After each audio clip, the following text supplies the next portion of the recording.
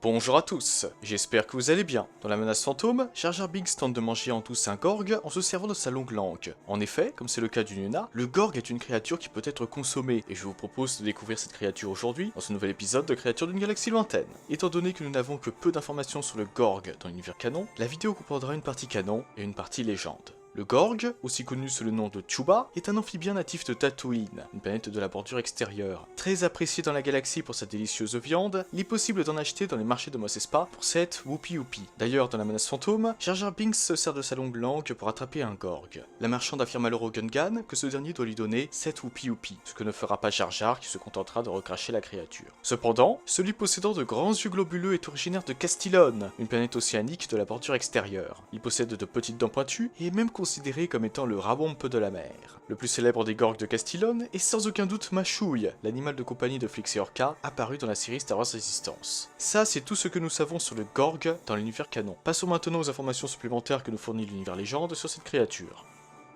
D'une hauteur moyenne de 0,2 m et pouvant atteindre jusqu'à 0,3 m de long, le Gorg peut être consommé de plusieurs manières. Séché, fricassé ou encore grillé dans des feuilles de mannac. Et d'ailleurs, non seulement le Gorg peut se déguster de diverses manières, mais en plus, ses œufs sont comestibles et servent d'ingrédients pour les sandwichs des restaurants Hungry Hut sur Nar Shaddaa et Dextinus Coruscant. Concernant Tatooine, il est possible de trouver un Gorg à 3 endroits, dans des terriers, dans les égouts ou dans une ferme. Bien qu'il soit originaire de Tatooine, il est possible de le rencontrer dans les marais de Naboo, une planète de la bordure médiane, ainsi que sur sa lune Rory. Attention cependant, car le Gorg de Naboo est plus grand que son cousin de Tatooine et se nourrit de chair. En effet, il existe plusieurs types de Gorg. Certains possèdent seulement 2 yeux, d'autres en ont 3 ou 4, tandis que d'autres encore bénéficient d'une longue queue. En outre, les bio-ingénieurs ont tendance à faire muter des Gorg. Une mutation a notamment abouti à la création d'un Chuba Fly, qui, comme son nom l'indique, possède des ailes lui permettant de voler. À l'image du Luna, le Gorg a par conséquent de nombreuses utilités.